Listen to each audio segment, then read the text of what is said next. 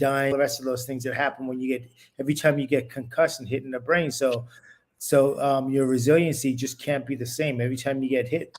It's kind of like the proverbial well. Every time you go to the well, there's less water. After you bring that bucket up, there's less water than there was before. It really is that simple.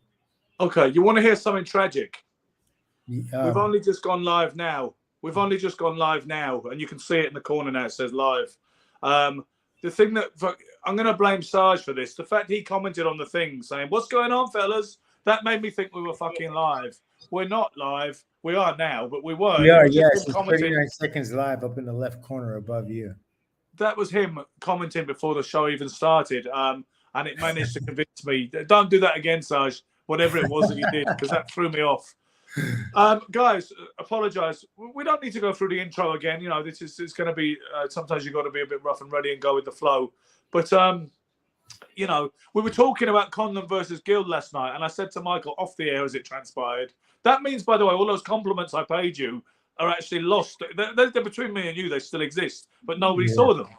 You know, maybe we can run those back at the end of the show. Yeah? Hey, listen, I'm always here for the compliments. Anytime you want to give one out, feel free. Absolutely. Well, you know, it's I'll mix and match, you know, with those and the kind of more damning sardonic put downs, if you don't mind. So, as I say, it was floored in the second round, Conlon, by Gil. It was kind of nice what he did from a technical point of view. He feinted with a right hand, then threw this really tight, short left hook, and then another follow-up right hand, and that put him over. In fairness to Conlon, he did find his way back into the fight quite heroically. But I was just saying to you, and people caught the end of that, your insight on punch resistance dwindling. It looks like he can't hold a great shot anymore, and like the balance seems to be the thing that's the problem for fighters when they suddenly look a little bit more ragged, shot worn, and susceptible to a shot. You know, and that's there's a number of things that happen there as well, Ben. It depends on where the punch makes impact. I mean, if it's a brain shot, meaning if it's on the chin, it hits the nerves first. The nerves affect the brain. That's one thing. But if you get hit on the top of the head, like the forehead, the temple, or up on the upper cranium area, there's this like shifting of the brain that happens, and that's a different type of knockdown. And that's even a different type of knockdown than, let's say, like when you get hit in the ear and it's balanced. It's a balance. You get hit in the side of the ear or back of the head kind of thing, and it's where your balance is kept, and that's a different type of knockout too. Knockdown as well. So there are different types, and sometimes it's a matter of a guy got hit where he'd never been hit before, and that's his weak spot. But sometimes it's a matter of like, you've been hit there so many times, and that resiliency is now gone. Yeah, there's a fella I know who is a mixed martial arts kind of athlete as much as anything else, but he's a bit of a boffin on sports science, nutrition, and he studied a lot on neuroscience. And he actually doesn't believe in hard sparring at all. And he says that every time you get hit harder, you suffer a concussion, whatever the scientific definition of a concussion is. It leaves you more susceptible to a punch ever after, and that all that damage stacks up. And he actually proposes a kind of code of good practice in the gym and in fights that would actually have most people saying this is ridiculous. It's like going to McDonald's. Sorry, it's like going to a prostitute for a hug. You've made it so kind of, you denuded it of the thing that made it exciting. Do you know where I was going there? I was going to say, someone said going to McDonald's for a salad is like going to a prostitute for a hug. And that's what I was using that as a metaphor for how safe you said he's Protestant? I didn't say he's Protestant. So where did you get that from? Well, I thought you said he went to a Protestant for a hug. Like he's a religious guy. Okay, I get it. You're doing a pun on prostitute. Yeah. No. Okay. Sorry, I didn't. You didn't hear the word prostitute. I thought I did. Come on, ask the people. I think they heard it too. But okay, I understand. I should know better. You wouldn't use a word like Protestant. You would. No, and it's Protestant anyway. I don't want to get into tomato thing, but it's Protestant. What I was going to say was this guy has quite a radical theory on boxing, and basically he doesn't think people should suffer headshots at all when they're junior boxers. I think you can't make an omelette without breaking eggs, personally, and there is an element of danger in it. There's going to be an element of damage. But wait, hold on 1 second. Stay on that point. How of what age is he? Age group is he talking about? Maybe below 16. Yeah. Oh, yeah. Okay. So, I mean, really, if you were going to do that, like no impact, I would think below more like 11, 12. Yeah. When a kid, when a male child starts getting 13, 14, 15, some kids are getting man strength at that time, and some are just still very, very like immaturely built, like in their physicality and their mentality.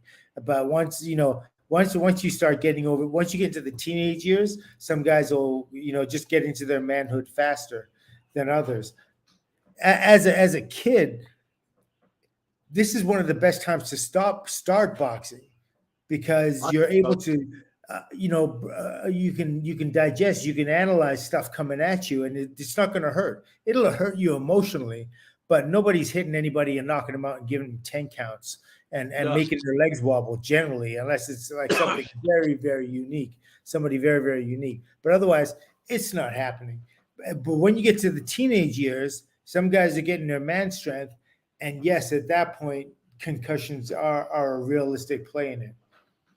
Yeah, Sarge has just raised the point that famously in the Brendan Ingle camp in Sheffield, which produced Harold Graham and Nassim Hamed and Junior Witter and Johnny Nelson, they had a body sparring only kind of culture and rule.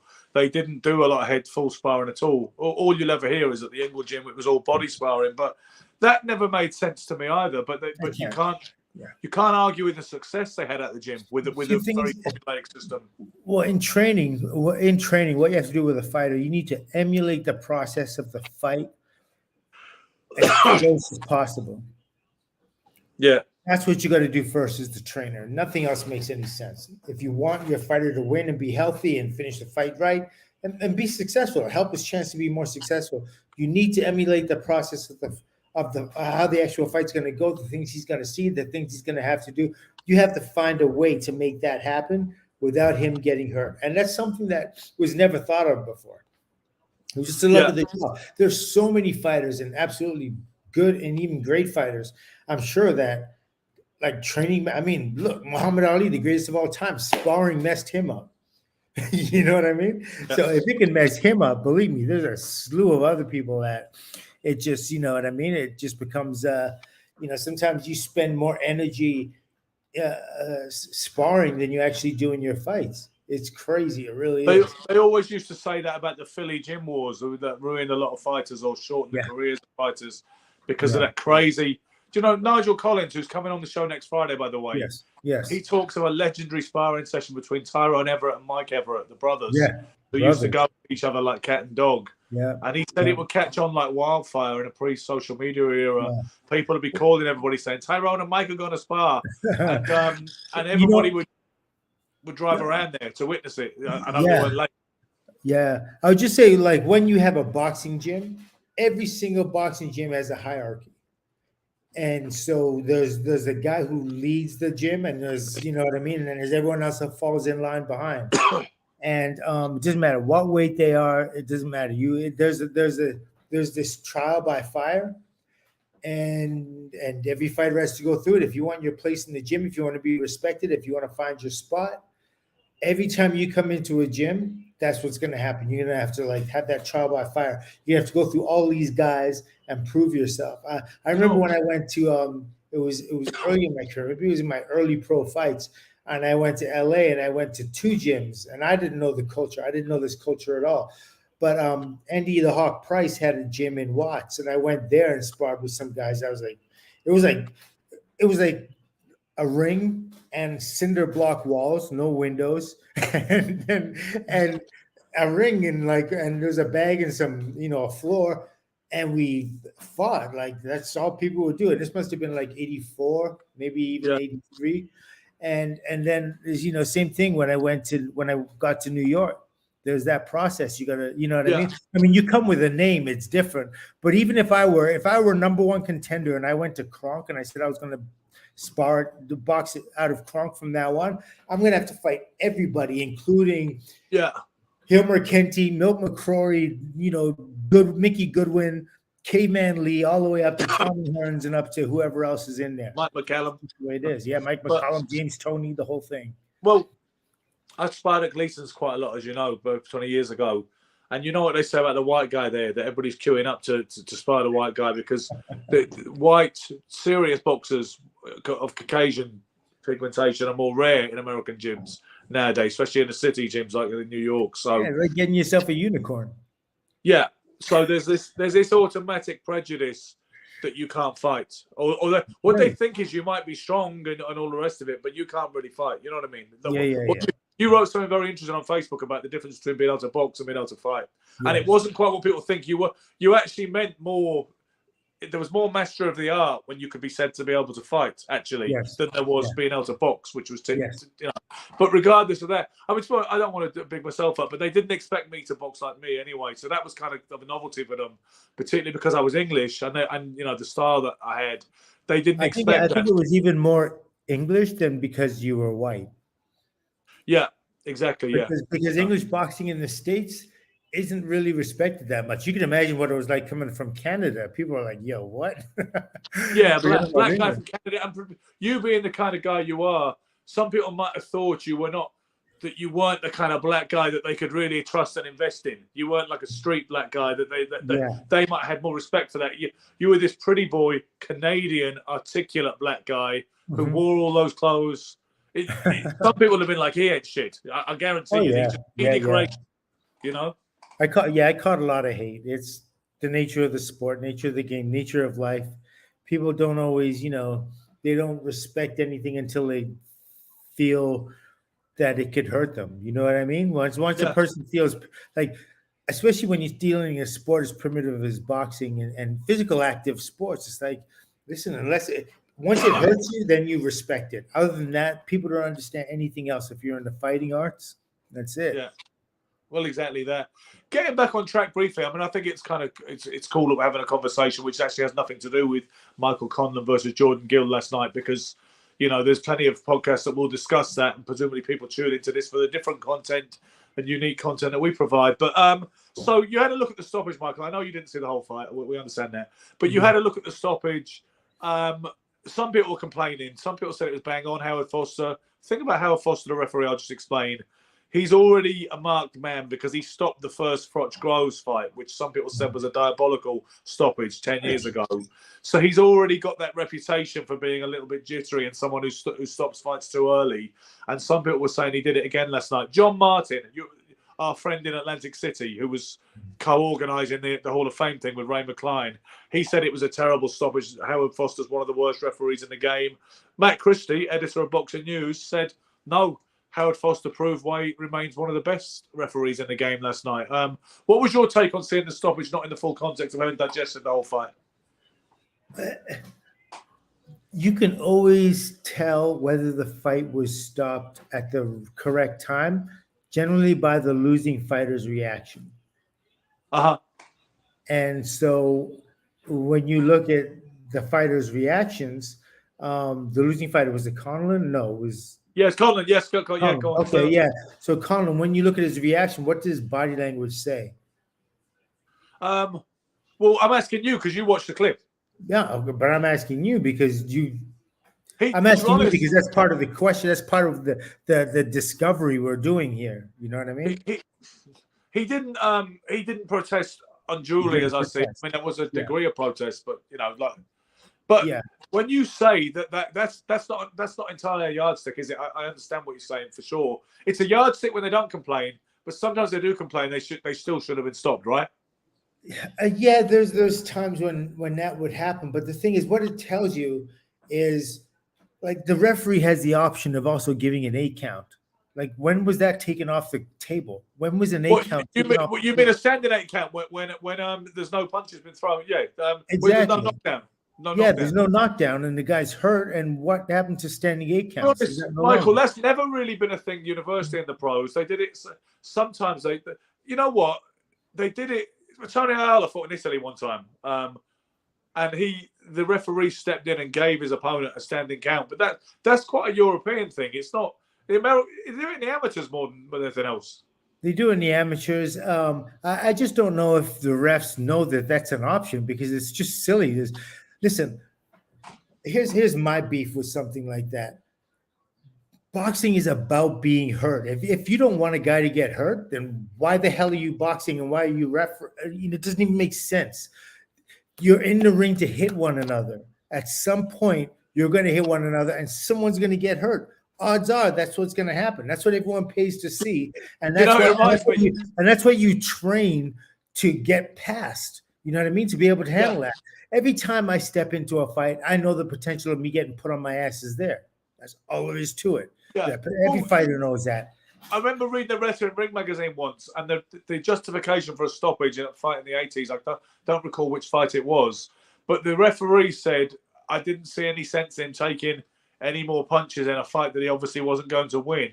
And a reader wrote in and said, I tell you what, why don't we just get a bunch of referees and trainers and boxing experts to decide who's going to win a fight before they even happen? Exactly. And then that way nobody needs to get punched or anything nasty like that. He said, why don't we figure all this out ahead of time? Yeah. You know what I mean? Like how many fighters, I mean, look, Matthew Saad Muhammad, you could have stopped probably like any of his wins. You could have stopped. Done today, maybe. And nobody would have argued if you're going by today's standards. What about Getty Ward round 9? He came back and knocked these guys out. You know what I mean? Getty and Ward round 9. You could have stopped that fight. Yeah. Anytime. But I mean, like with Matthew Saad Muhammad, it was habitual. Like he wasn't fighting people that are fed to him. Matthew Saad Muhammad's fighting real contenders Richie Cates, Marvin Johnson, world champs. You know what I mean? All these, Diamond Jim McDonald, whoever it is, David Sears, all these guys that could crack and hurt you. And they did hurt him. And Yaki Lopez, you know what I mean? And he comes back and he stops him. You have to give the fighter the chance. You can't be sympathetic. You can be empathetic at times if a guy's taking too much, then yeah, okay.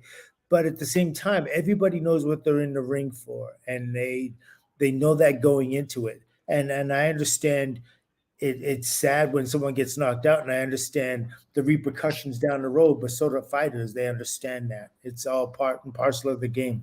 And you can't go too far one way or the other, I guess. Sure. Well, do you have an opinion on last night's stoppage, as it was? Do you think it was too soon, or do you think it was okay? I didn't see Conlan really respond in a way that would make me think he was still in the fight or he wanted more. You know what I mean? I didn't see him. He wasn't demonstrative to me. I don't know. Maybe he said something to the ref, but physically he didn't respond in the way that I would think somebody would respond if they didn't want the fight stopped. Maybe it's just like look at it enough. Julian McGowan just said Conlan looks shot, which is what I thought. He said, I thought Lopez would beat him. Lopez being the guy that beat him in his last fight, by the way. His rhythm is lost. And that's what I was going to refer to, Silk. It's not just the rhythm. I think it's the balance. Sorry, it's not just the balance. I think it's the rhythm as well. I mean, I think rhythm's pretty fundamental. I know that you... I don't know what rhythm is. What is rhythm? Well, we've had this conversation before, and what you said was, rhythm is what you got when the going's good, that's fine, but what you need when the going is bad is timing. You have an impact on me in the way I think about boxing. There's something I almost feel there's certain drawers that suddenly, Mark, don't open because you said something that was sufficiently impressive that it's made me think differently. But I'm not going to let you replace my whole boxing ethos. I think rhythm and balance is super important. I think rhythm and balance. It's going to take a while. We've only been like, what, a year and a half or something? Yeah. You're a tough cookie, but I'll get you. We've been doing this over a year, Sugar and Silk, and then it became Sugar, Silk and Stretch. And, and we are building it. We are taking over slowly. But we're not taking over. We don't have to. We don't mind the competition. People can coexist with us, but we are getting bigger and we are growing. I'm going to as you may have noticed, I'm going to the press conferences now and I'm going to the fights. Maybe we'll go to Saudi Arabia either Christmas or next year.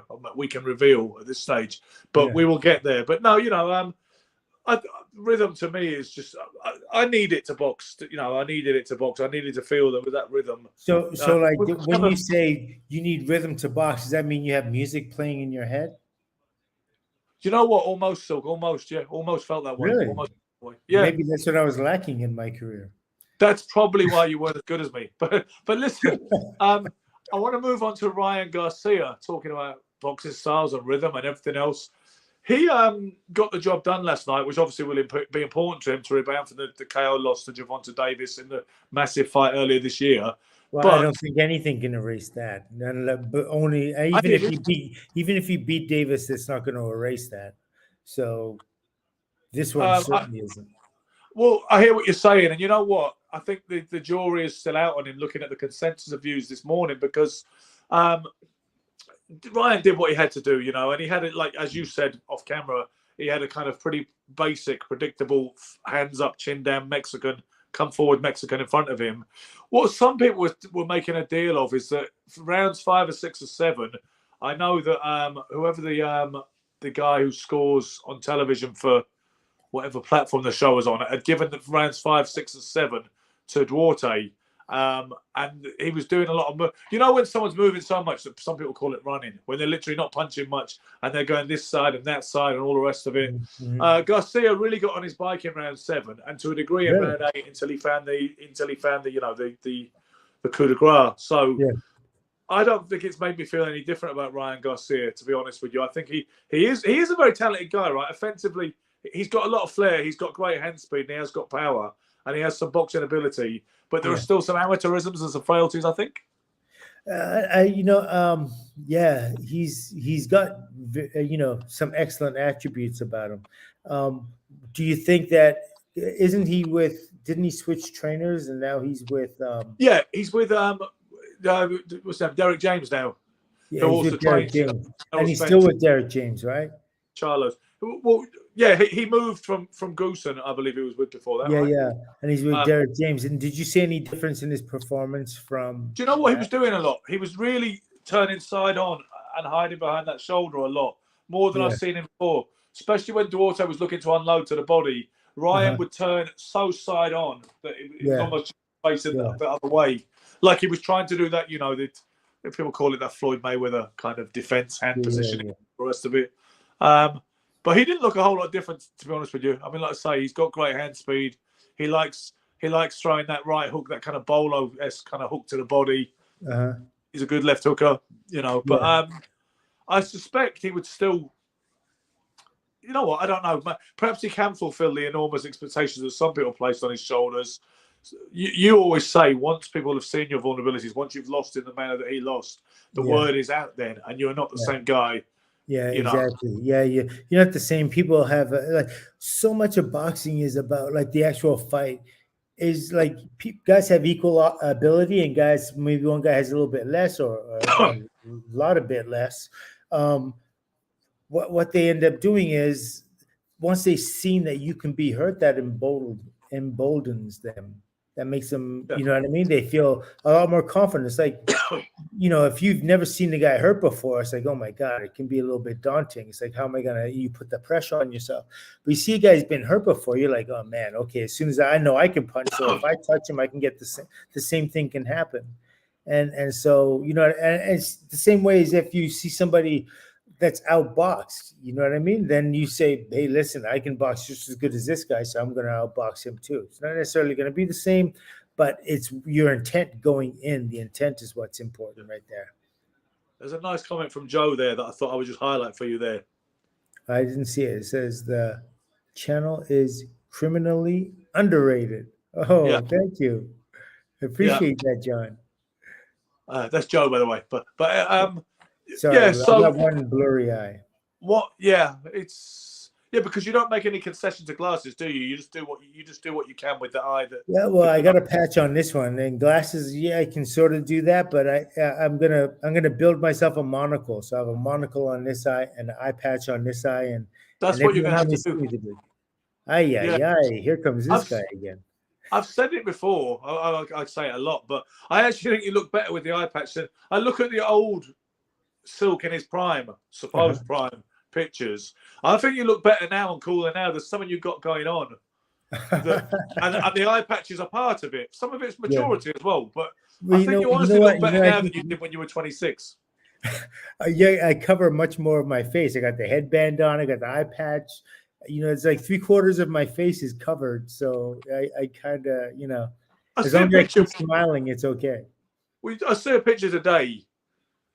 The caption of it was you with the street blonde hair look, that kind of more peroxide blonde hair look, and you had gloves on, shirtless, and it said the fight is only over when you stop punching or when you stop fighting, or whatever. Yeah. Yeah. When was that? Because when did you do that shoot? That had to have been 2021, I think. Was that for the Chris Hemsworth? 2 years fight? ago, yeah. 2 years ago. Yeah. It had to have been 3 years. The shape that you're in is just ridiculous in that shot. It's just unbelievable.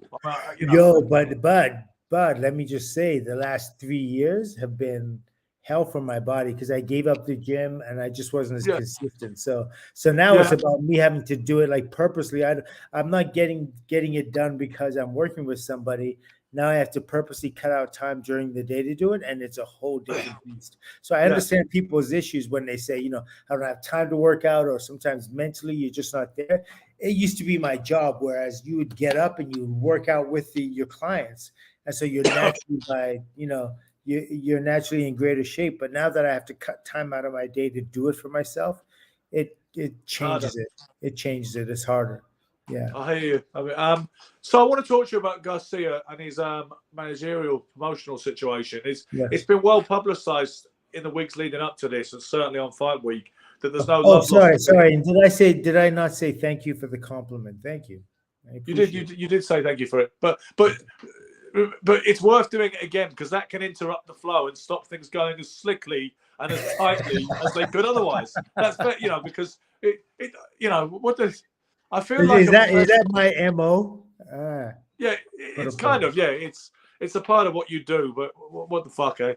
I mean, see, because I can be really professional, and other times I can just be very kind of free swinging. But what I'm going to say, they made no secret of the fact there's no love lost between Ryan Garcia and Golden Boy, i.e. Oscar De La Hoya and Bernard Hopkins.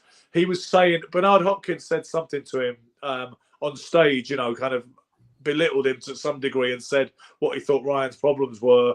Ryan got up there and said, they don't make these calls. They don't make the decision about what I should do or when I should keep fighting or whatever. He said, my team makes that, my coach and all the rest of it. Do you remember what he said? Do you remember what Bernard said that set him off? Somebody could probably tell me what Bernard had said, but it was... I only saw the end of it, but he was saying, "Oh, what? Don't you think I know something about boxing, having been, around in it this long?" He was trying to give him advice, and obviously Garcia found it patronising. But Oscar said that Ryan wasn't even returning his calls in Fight Week, and Oscar said, "I'm genuinely worried about his mental state." There's a very telling picture of the two of them together last night. But after the fight, didn't Ryan Garcia, wasn't he upset that they didn't end up at the press conference with him afterwards? You're talking about the Gervonta Davis fight.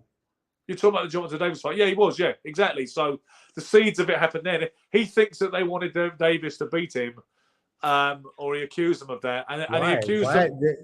They have a stake in him. Why would they want him beat? Well, sure, but he accused them of serving him up to Duarte and hoping that Duarte upset the apple cart as well.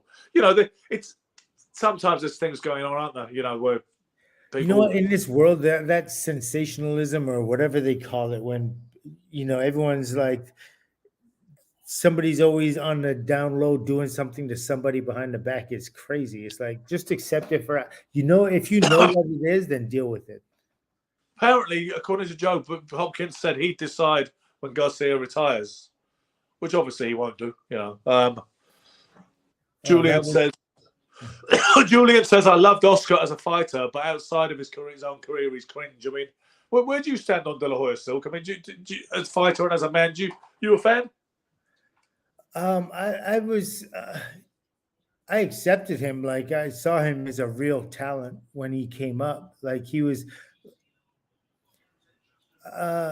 when they create an image for you, or you have an image and they take it and they put it out there, they blare a lot of stuff, like the most obvious and things of interest, things that'll sort of like, like fish hooks that'll pull you into him. So he's a good-looking young man. He's polite. He speaks he's non-boxerish, all that kind of stuff. They went with that, and they didn't really talk about his grit and his fire and his fight, which he had all that ability. You know what I mean? He had a lot of like Sugar Ray Leonard. Well, I wouldn't say Sugar Ray, but what, you don't think he was very corporate and very sellable to mainstream America? But Sugar Ray absolutely people off the scent, It threw people off the scent of the savagery inside of him. I just like in terms of ability, they weren't the same. That's Who said that? Who said that? I thought you said that. You said like Sugar Ray.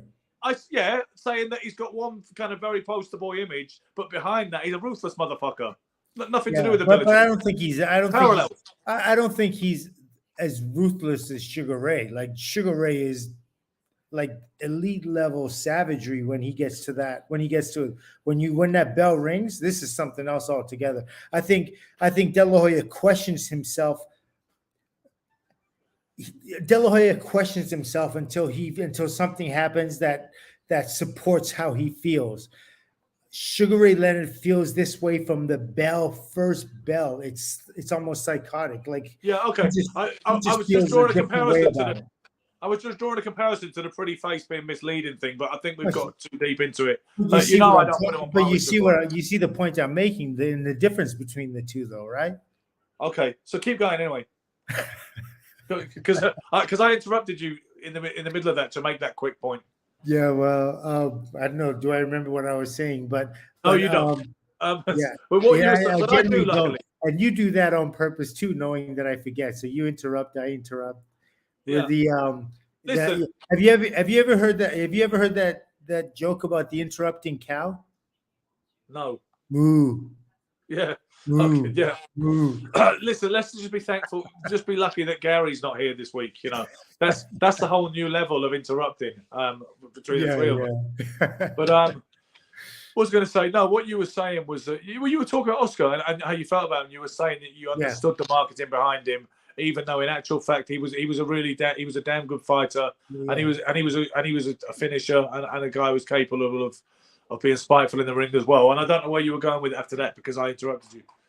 Yeah. So I asked you where you stood on him. What do you think of him these days? Because obviously, to some extent, I don't really know him these days, but so I don't know what he does promotionally. I don't know. I understand he's very successful with Bernard Hopkins. They became the dynamic duo kind of thing, and they put promotions together. I don't even know if they have any other fighters besides Ryan Garcia. I'm sure they must. They do more than just. They do, but it's almost like he's their flagship fighter right now.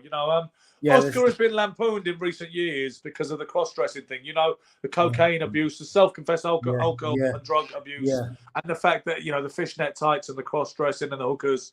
So that's hurt his credibility in a way that I suppose is not going away, is it? No, it's not going anywhere. That's just the way it is, and I think anybody who looks him up that wants to get introduced to him later, I mean, he's not going to be getting any more fans because of it. His fans, the people that are fans of his, are pre-existing from his abilities before.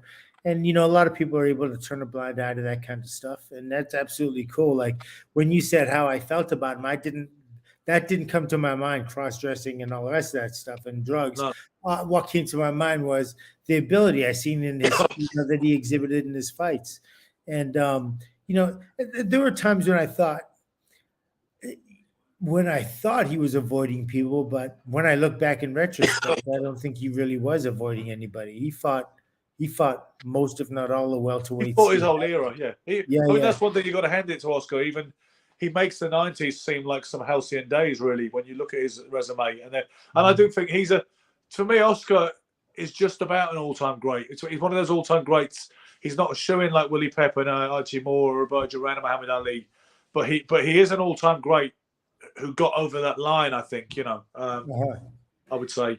Yeah, that's kind of like it's a difficult one. Well, who do you think? I mean, look, he took Floyd to the wall, right? And some people would say Oscar actually beat Floyd. Yeah, I don't think he did, but I thought he did on the night. When I first watched it, I thought so. Then I scored it quite a few years later, having never scored it, and I thought Floyd won the fight. Yeah, but and he certainly could have beat Tito if not for that last 2 rounds or 3 rounds. Do you know what, Silk? I think he did beat Tito. It was he didn't put a seal on it, and it was a very strange coda to the fight, but he still won, as far as I'm concerned. Silk. I wonder who told, like, what possessed him? What went off in his head that said he wasn't in trouble. He wasn't in trouble or anything. I know. He was losing it. So there was no reason. I don't know if it was was it him or his trainer, someone in his corner that said, hey.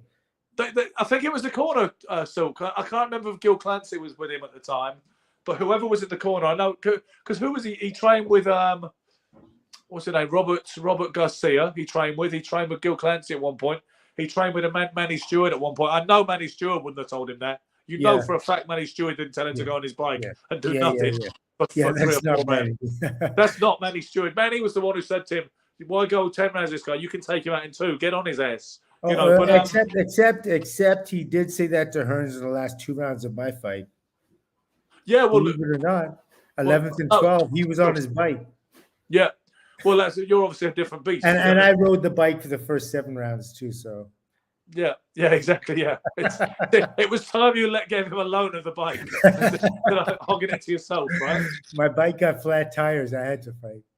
Yeah, but no, but like you say, I believe it was the corner who told him he was way ahead, and he just. But even then, even if you're going to dance and not get involved and keep it long, throw some punches. Yeah, that's it. So the judges are seeing you throwing punches and landing punches. That was truly mystifying, that wasn't it?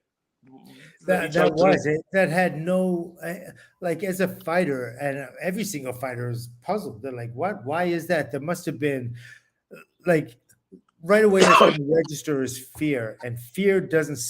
When you're noticeably scared of something happening, that is not the code of a fighter, and that kind of has its undoing. Like, fighters look at you differently. They don't respect you the same way, of course. You know what I mean? And it hurts his legacy because, like, he got up on his bike and he tried to. You know, there was a time when, like, Sugar Ray, for instance, he'd shoe shine for the last 30 seconds of a round. He'd move, and 30 seconds of the round that was sealed around for him. Sugar Ray was the first one that I remember. You're only talking about the Hagler fight, aren't you? And you're talking about the narrative. He needed to do that. He did that one time, but even then, that's the narrative. The only fighter to do that after him was De La Hoya, and De La Hoya did it much more glaringly. Like, he would do it consistently with fighters that I remember, and that kind of fighting doesn't sit. That's not fighting in people's estimation, in their eyes. That's not fighting. But you know, can I tell you what I saw? Tell you what I saw on Friday night at the York Hall in Bethnal Green, which is a legendary, East London boxing venue. I went to cover the show. It was a Frank Warren Queensbury show, and the main event was a vacant European title fight. Okay, between the British lightweight champion Gavin Gwynn from Wales and a guy called Emiliano Marsili from Italy. Now, I know him. The Italian is 47 years old, nearer to 48 than he is to 47. Wow! But he was undefeated in 43 pro fights, with 42 wins and 1 draw. Okay, yeah. And obviously, people were thinking, I'd never seen him box, to be honest with you, but people were thinking this was a joke, and not to mention that Gavin Gwynn is a massive lightweight. He's like a modern lightweight. Looks like a light middleweight, right? Uh-huh. and the other guy just looks like an older guy who really is a lightweight. Uh-huh. This guy Marsili was like, it was like watching Willie Pep. He boxed rings around Gwynn for 7 rounds and pulled out with an injured shoulder. Pulled out with an injured shoulder. Gwynn could not touch him and was chasing shadows all night. The angles, this guy went this way, went that way. He was trying southpaw lefts and then coming off at an angle. He was chopping him with a hook and then running away to the side. He could not get, and then when he was on the ropes, he was ducking and diving and wouldn't stop coming back with punches. I've never seen such engine and such legs on a 47-year-old man. It was absolutely unbelievable, to be honest with you, up close. And he quit? Huh? And he quit? Quit with an injured shoulder after 7 or 8 rounds, I believe it was. And how many rounds? Was it a 10-round fight? 12 round is a European title fight. It was 12 rounds. And why? And he quit because of his shoulder. Like, did you see him injure it? Did it look bad? It came as a total shock. I did not know what was going on. Thought it was a big, and he would have become the oldest man ever to win a European title had it come off. I don't understand. So which hand was it? Was his lead hand or? Do you know what his lead hand? He's a southpaw, and it's his right shoulder. Yeah. So it was his right shoulder. So it was his lead hand. Yeah. But that's how you. I don't understand how you quit. Like, at any point in boxing, like, if you have your consciousness about you, I don't understand how you quit. Yeah. Like, you fight until they take you out on your shield. That's it. There's no other way. You can't quit. Like Klitschko did that with what's my man? Chris Bird. Chris Bird, yeah. That's insane. How do you do that? It doesn't make And did any you ever sense. see Danny Williams? Did you ever see Danny Williams, the I guy who knocked did. out Mike That was Tyson? amazing. When his right arm, he knocked the kid out with the left hook, right? Left uppercut, yeah, kind of a left Yeah, uppercut. left uppercut kind of Yeah. thing. Yeah, I That did was see unbelievable. that. And it was dislocated. You could see it was out the socket and it was just hanging there. And That is the guy heroism. but it was very easy for him to quit if he wanted to. And Nobody would have had a problem with him, But yeah. What happened to Chris Bird? We still going to get him on the show? Are we going to chase that one up and still get him as a We'll guest? get him. Oh yeah, we'll definitely chase Chris up. Absolutely. For sure. I think we should do, because is he the only no-show? Was it him and Louis Del Valle, right? Lou Del Valle with the two Yeah, no-shows. Lou DeVal. Yeah, Honey Boy. We'll get him too one day. Then we'll get them all back. It's okay. We'll get them all. Well, we were saying, so you say we've got to actually go to Los Angeles to get Sugar Ray Leonard. Is that what we're going to do? Yeah, I think we're going to have to. Okay. Julie McGowan asked a question here, but I can't see it. Can you see it? It says because Michael, we've made quitting acceptable now. I know if MMA has brought that in. It was I don't know if MMA has brought that in. Difference, of course. He said basically we've made quitting acceptable in today's boxing era. Yeah, is it? Maybe it's one of those, like, everybody's so like into themselves, like they it's survival. They're thinking survival, and like when you take on a sport and the noble art like boxing is, or even MMA and other fight sports, your character is what you are protecting even more than your chin. More than your chin, you protect your character, because once your character's gone, everything's gone. You see guys, they'll lose their chin and everything like this, but they show great heart and they're respected when they're finished. In some ways, it almost seems like it's a bit like being in prison. Like they say, as soon as you give up your self-respect or your certain amount of exactly. you're not in there. So as soon as that character, as soon as they sense a weak character, you know what I mean, like that. I don't know. I'm searching for the word because I search for words. That's what I do professionally now. Yeah. But when you don't, dig down and show that heart and show the grit, show desire, show the will to win, it's not important to you. So they think you're just, you're just in there for, that's what you do when you just want to make money. Well, that's what while the going is good, hey, look at me. But as soon as you hit the rocks, you don't know how to handle the hard times. But that's what a fight is all about. Anybody who has a string of like just easy fights, that they've avoided people. They've avoided they've avoided a certain element, a certain type of fighter, and you can't wait to see them fight somebody who's at par with them in terms of ability. And I think that's why a lot of people have a problem with Mayweather, because he may have been more talented than all the other guys he fought, but he never fought them. He never fought anybody that had the amount of talent he did. Like Duran, Leonard, Hearns, Benitez, all those guys. They're pretty close in terms in the talent pool, right? Yeah. But you look at Mayweather. Okay, so he's gifted, he's fast, he's got the great defense, he's in incredible shape, he has all those things. How many of those other guys? He had like an incredible amateur background. How many of those guys did he fight that had that as well? De La Hoya, you know what I mean? And a lot of people thought De La Hoya was past a little bit past his thing by that time. Yeah, I mean that's always a knock against Floyd, is that he always had to be the upside. Yeah, no doubt he's talented, right? There's no doubt Floyd is talented. And because the thing if is, he wasn't, he wouldn't have beat the guys he beat. He's definitely talented, but we just don't know how talented because he never fought anybody great at the time when they were great. Well, it's if somebody said to me that Floyd Mayweather is the best fighter they've ever seen in terms of the skill set, they've never seen anybody better than that. I can live with that appraisal, but greatness is a different thing. And I'm not saying he's not great either, but you know what I mean. There are fighters greater than him because of what you just said. It's and it is a different thing. When Leonard Sugar Ray Leonard, when he came back to fight Marvin Hagler, he just had to know that was his destiny. He didn't need money or anything. He might have needed the limelight, psychologically, but he had to know if he could beat him or not, and he didn't care what he had to endure to find it out. Whereas Floyd never had those impulses. It wasn't about that for Floyd. That wasn't his gig. That wasn't his trip. Yeah. He'd never take a challenge like that. Never in a million years. Not ever. No, not ever. And you know what? And his whole camp was about that. And he listened to his camp. He listened to those guys. So because he listened to his managers and promoters, yeah, he was successful. He made money, all the rest of that kind of stuff. But it's also going to hurt his legacy.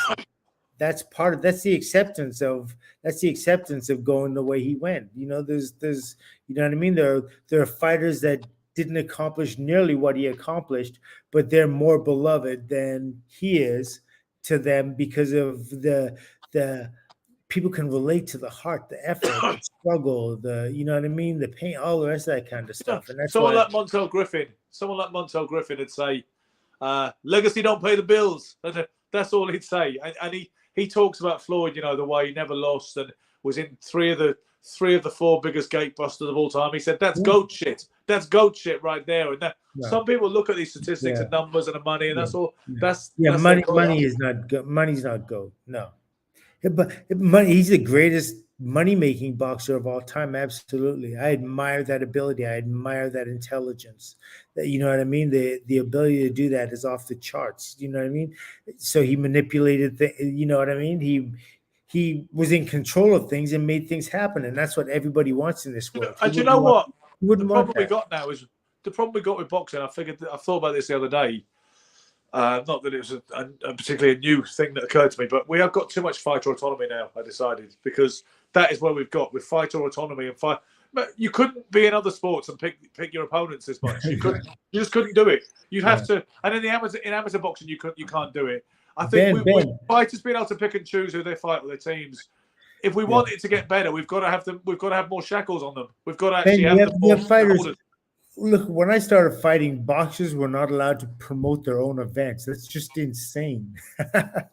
You couldn't be a boxer. Where could you be a boxer and a promoter? That's like just makes absolutely no sense on any level. You know what I mean? Because you're doing everything. You're employing the ringside officials.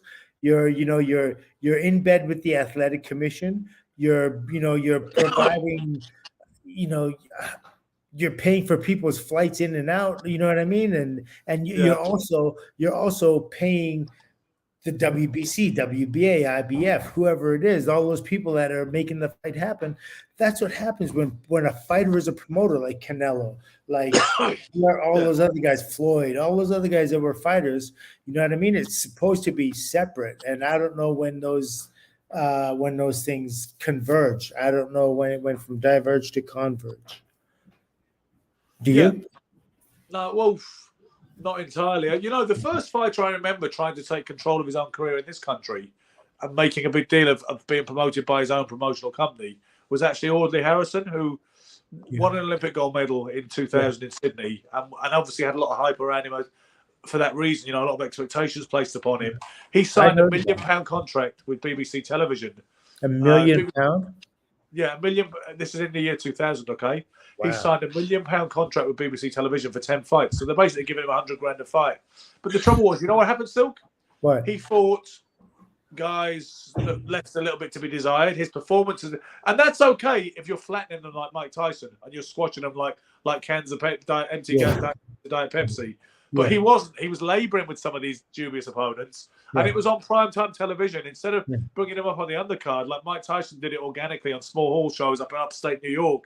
And there was a big organic ripple that happened, right? But Mike didn't win a gold medal. But Mike didn't win a gold medal either, so there was no hunger for him. There were no eyes to see him. True, exactly. Audley won the gold medal, and people want to see what's going to happen with the kid. That makes sense. They did it the quiet way initially, but so Audley was on mainstream television on the biggest terrestrial channel we have in this country, and it wasn't looking that great against opponents that left a lot to be desired. So suddenly BBC decided they didn't want to cover boxing anymore, and they pretty much never have since. So some people blame Audley Harrison for BBC pulling out of boxing, But so how did Audley do as a pro? Because I remember hearing about him in the amateurs, and then I just never heard about him as a pro until. Well, basically, he won. He disappointed, and he got beat several times, but he did win.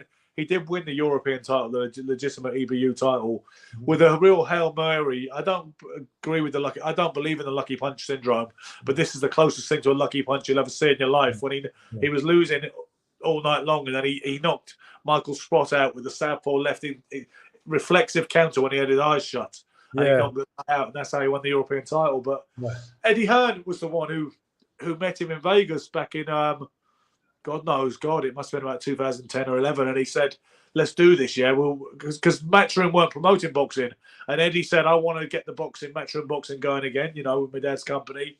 He said, "Well, let's do this." He said, "You'll win the prize fighter, which was a tournament they used to do."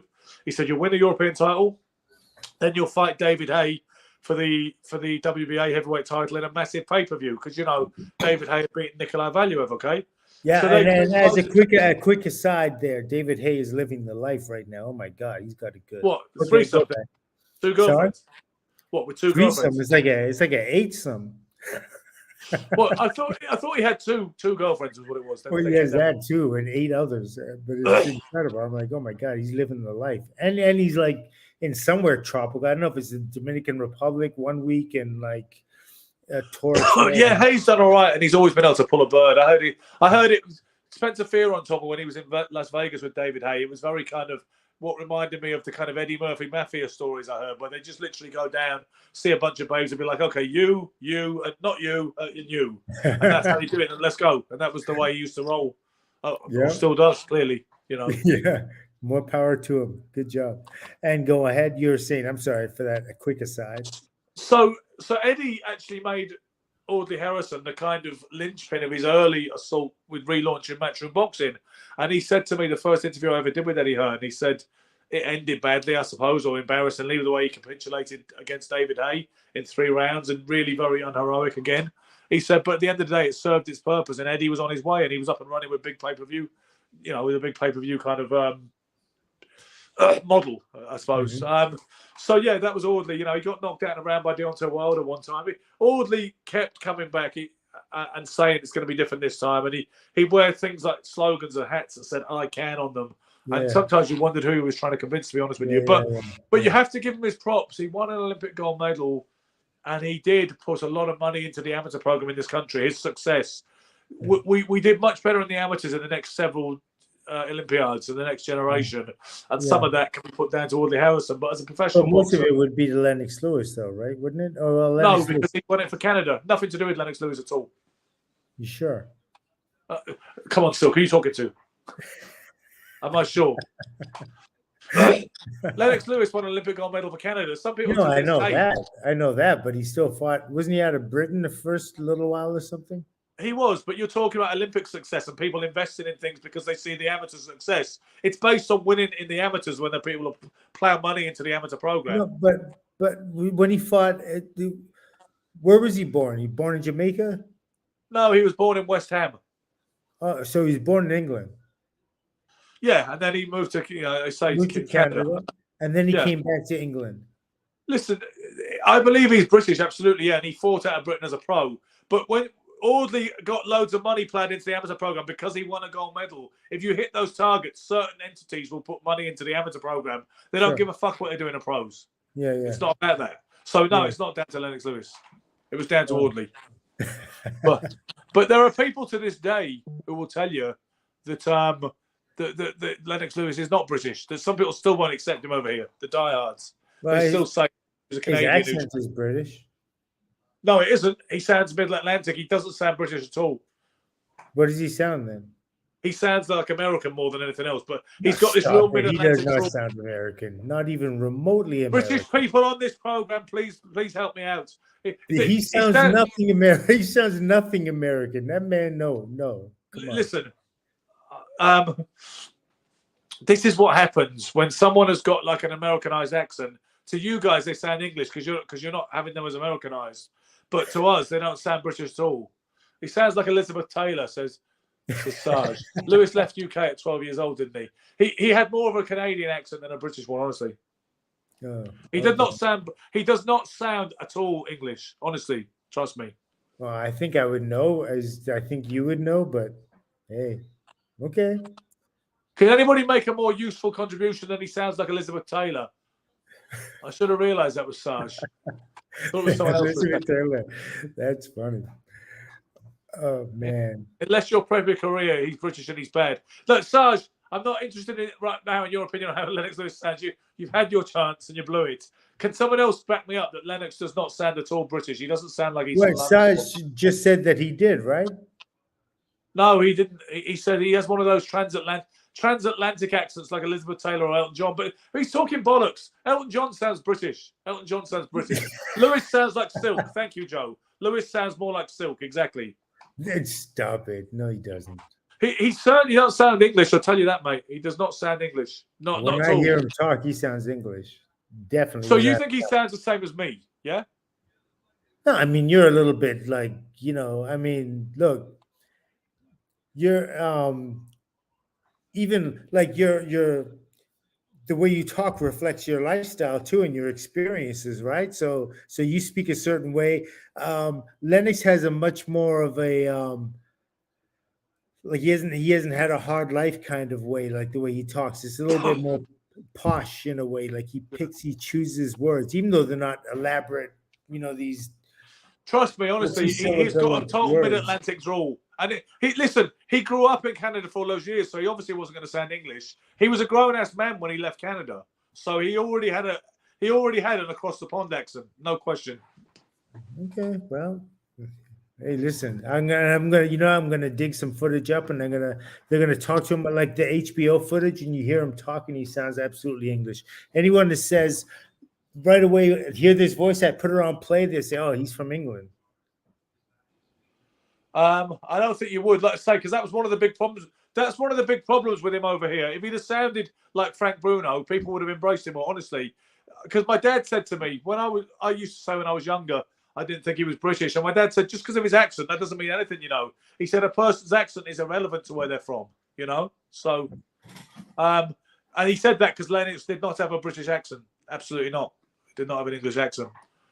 But okay, well, I mean, there's no need for us to have. This shouldn't be the thrust of our argument. Yeah, we've argued about so many things. This is probably one of the most spurious topics. You're quite you're a bellicose individual. You're quite argumentative. I never thought you were that before.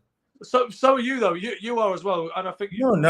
I'm different. I'm a little more contradictorial, kind of. Contrarian. You're argumentative. That's different. Well, it would be, wouldn't it? No, I mean, you are that guy. You'll be like, play it again. Last week you're gonna play that video again, and I'm like, well, I can't even see it, so God knows what we're proving at this point. You're the only one who can see it, but you're like, play it again. So I think you are a very determined individual as well, and very focused on what you think. No, not determined. It's just that I believe that you're not seeing what you should be seeing properly. Or hearing on occasion, as the case may be. Yeah, as the case may be. Do you know, that's a pretty cool denouement, I think, actually. We're closing in on 59 minutes, which my voice is a little bit challenged this week. I've been coughing all weekend. I don't know what it is, but... Well, listen, if your throat is sore, what you need to do is take yourself to Koreatown, and you need to buy yourself some of this grapefruit tea juice. And if you get yourself some grapefruit tea juice, see this right here? Yeah. You have a Koreatown in England? You know, we should have something like that. We have a Chinatown in London, but I don't know about a K-Town. Well, how are Korea and China related? They're not. Well, I see them a bit similar. Yeah, but that's like me saying, you have a Nigerian store, and you said, no, we have a Mauritian one. I'm like, they're the same. I hear what you're saying, but see, I know that you're a big fan of that Korean tea, though, because people keep asking what you're drinking on the show. and I remember you were saying it's really good, this stuff. Yeah, they have different flavors. This one's grapefruit. See that? Yeah. Listen, so we need to start doing endorsements. We've organically gone into it. We've shown we can advertise products in a very unobtrusive, genuine way. That's got to be something to look at, right? Yeah. That's true. That's something that, that's an area we're going to have to, I guess, when the population expands, we're going to have that as an option. We'll be able to work it in nicely. There is a Soul soul shop in Golders Green. Nice massage. Nice. Well, you should really try this. I don't know if they import it over there, but I'm sure they do. I'm going to Google it when I get offline. Listen, Yeah, guys, yeah, thanks. Look at the tag As again. always. Do you remember that? So again, Remember what? that. Yeah, I Remember got it. that. I got it. Okay. I got it. Thank you. Okay, I'm going to try and close now. Hopefully, no one's going to thrust any kind of tea jar at the screen. Do you try think again. Gary's going to be back next week? I hope Gary's back next week. Yeah, I think we listen next week, Friday the 8th of December. We have the legendary journalist Nigel Collins, former editor of Ring Magazine, and legendary Philly scribe and author on the show. Yeah. So if Gary's not on, Did you see? board Do you that see we- what I did there? Do you see what I did there? How I led you back to what I thought you were going to forget? Nigel Collins. That's great. you'll actually claim the credit for that too, won't you? You'll actually claim the credit for that. I mean, I absolutely did that. My mind works in mysterious ways. I'm It very, doesn't it just? I'm very Guys, thank you for listening. Thank you for putting up with us. Listen, one thing, please subscribe to the channel if you're not already. If you're watching live, you probably are. What I don't get is I got 5,000-6,000 followers, whatever, on Facebook. Silk's got the same. Gary's got similar. And we've only got 1,250 subscribers on the channel. Silk has got 40,000 followers on IG. We've still only got 1,250 subscribers on the channel. Give us more subscribers. Let us grow to bring you more of this inimitable content. In the meantime, be lucky. Keep punching. Don't do Nigel anything Collins weird. next week. Nigel, come on. Be there.